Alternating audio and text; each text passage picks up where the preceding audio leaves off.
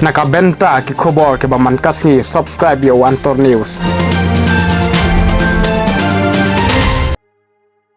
Uchairman ka high level committee ubadai usumbut menteri rangba kajela kata ubak Preston Tensong ulapan pau ka jing sngo benyau halor kamat them motor namar ka jing bom penyang sngo ba kasinong mau ba bat u MLA ka West Shillong ubak Mohendro Rapsang haka jing ya kendu hakilat patai kubor Shillong nakaliang ubak Preston Tensong habaya kren baka sorgar kala depan penkre ya kabalu print ban ai jakasa hadu lai akar ha RP Chess TV Hospital kabadon ham mau ba haka jing shisha ya katai kamla penkre penkrum dakatnat Urban Affairs kajela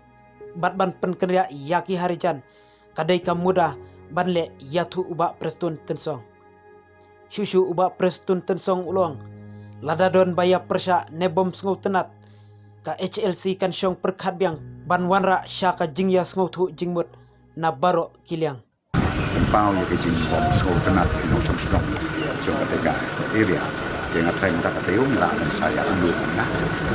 mình sẽ shock mình sẽ discuss hadu menta kan utli ka sarkar pa identify ya ki ya jaka kata como pina mami IT baik apa ka Urban Affairs Department tempat hang dia kan uban jing ke proposal dengan upsize board tengai i bekirang ba sinong kim sutnat halor gani karah itu kai ka sinjam yung sarkar kan le la se ben kan kata ngala orang PE ngani ke lu sa ini ke lu lagi ya kata ngana telah ini lagi lu sa no, as I said to see right now, I think it seems the most appropriate place is that side. However, I will again contact Urban Affairs Department. So let's see, they are yet to submit me all the details. So let me find out and then I will tell you. And I already waiting for that blueprint. Once the Urban Affairs completed that, then I will call a meeting. We will sit down again and then we will communicate to